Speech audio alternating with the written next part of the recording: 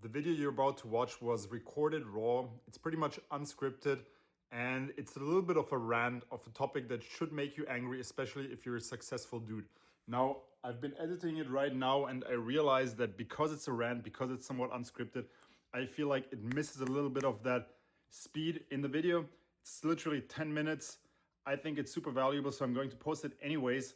But if you cannot take 10 minutes to just listen, tone in, focus, skip the video, find something more entertaining. There's plenty out here on YouTube. All right. Here is the truth. What they don't tell you about becoming a corporate lawyer from someone who's been working in corporate law for close to 7 years as a lawyer and a couple more years if you count the time before. And it's a realization that I only really sunk in a couple months ago when I was preparing for a kickboxing fight, training like a professional twice a day. It's pretty much all I did outside of work and sleep. Didn't even sleep that much.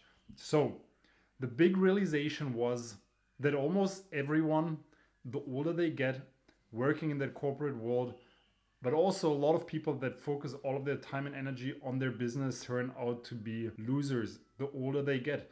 And I don't mean this in a mean way, but I just want to be very descriptive of what I observe. Now, these guys are oftentimes, and by these guys, I mean most of us, men who focus their career on excelling in a technical skill set, whether it's law, whether it's becoming a great doctor, whether it's becoming an accountant, investment banker, or a business owner who's operatively involved in the business. Now, most of us, what we do is we hone in on this skill set, and we're surrounded by other people with the same or a very similar skill set in the same industry. And that makes us technicians, which is great, especially if you're really good at what you do. You probably make a lot of money.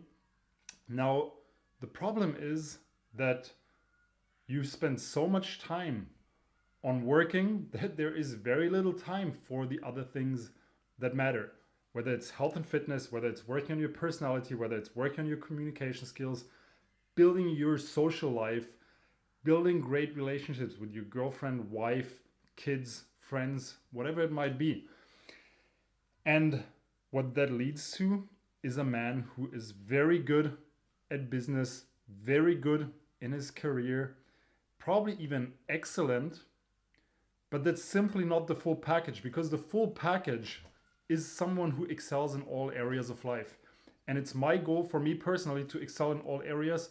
It is my primary goal to be in the best shape possible when I'm in my 50s, because I want to be healthy enough to still enjoy my life when I'm quote unquote older.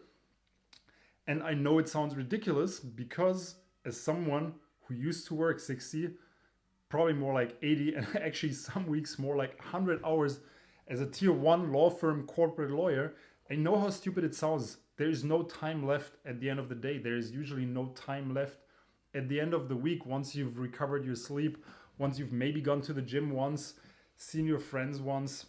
That's it. So let me explain. Why do I think it's so important to be the full package? Now, one thing I observed many times, and I know this is something that very few people like talking about, the main reason why men go hard on their business or their career is because they want success in society.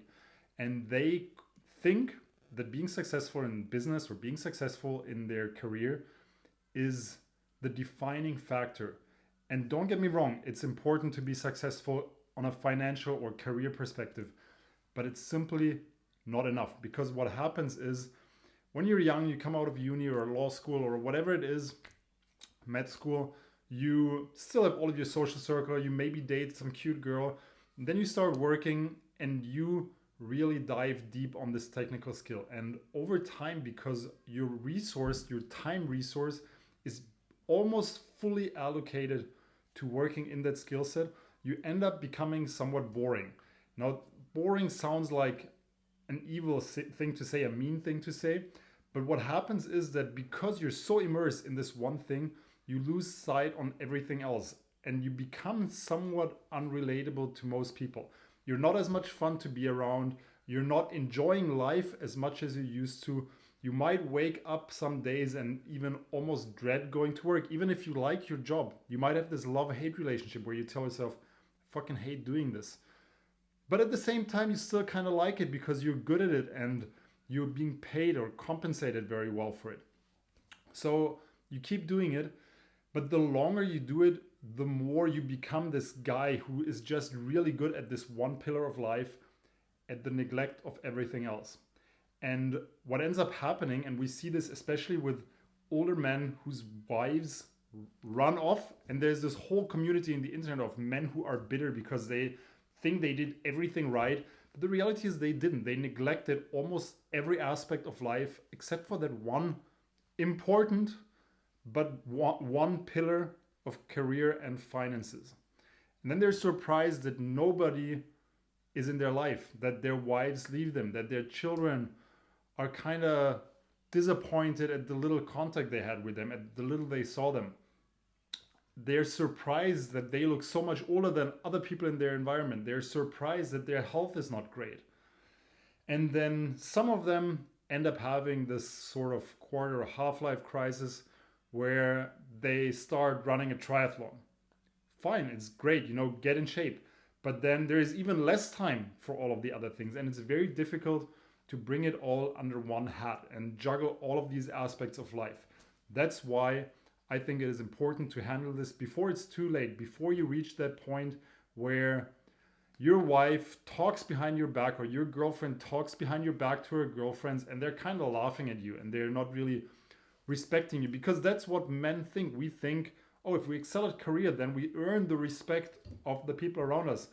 But that's not what it is. Your career, your business is simply just one aspect of it. Having a strong personality, grit, consistency, resilience, being physically and mentally strong, these are character traits that say a lot more about you than your wallet or your intellectual skill set, your ability to solve problems in this one niche. Unfortunately, many young men today think, oh, all I need to do is be successful monetary wise and that's going to be enough, but that's simply not enough.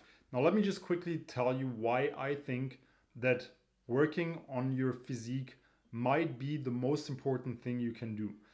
If you look like a dude who is in great shape, people see this as an honest signal. It's hard to fake. You are in shape. Sure, you can draw muscles on your body or put some cushions here, but the reality is you will only look like you're in great shape if you actually are in great shape. So people will infer, oh, this guy's dedicated, he has discipline, he is consistent, which are all factors of a strong personality. Typically, someone who is in good shape, and I'm not talking about bodybuilder shape, because that implies a lot of weird things, but just being a guy that is in good shape, it implies typically as well that you're successful on a business or career perspective. Maybe not as much as driving a Lamborghini does, but it certainly says a lot more about your personality than driving a Lamborghini does. So it is a so-called honest signal that you cannot fake, and people infer things from seeing that. At this point, shameless plug, if you want to work with me, there's a link to my calendar down below. Book a call. I'll see if we vibe and if I can help you, and then we can work together. Now, I want to touch on another honest signal, and that is the ability to stay calm under pressure, whether that's in social situations or in work situations. It implies that you have confidence. It implies that you trust in your ability to handle whatever is thrown at you, and not many people have this ability. And it is also extremely hard to fake because people typically pick up on these subtle, unconscious cues of someone being uncomfortable or someone being insecure. You can try to override it, you can try to fake it, but most people are going to fail at hiding it properly. And only someone who is truly successful will have this strong core confidence. Now, is this true?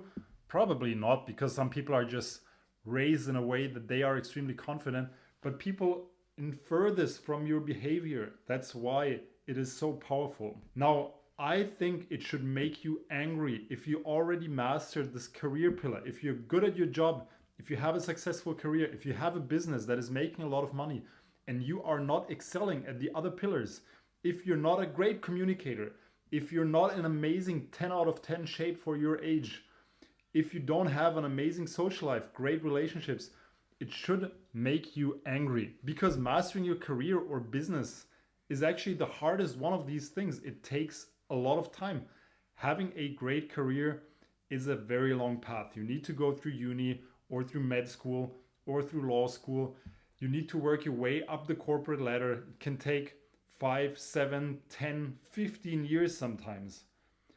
But you're already there. You already did that part or moved a long way on this pillar. You can literally get in amazing shape in 3 to 6 months. It's crazy how different you can look.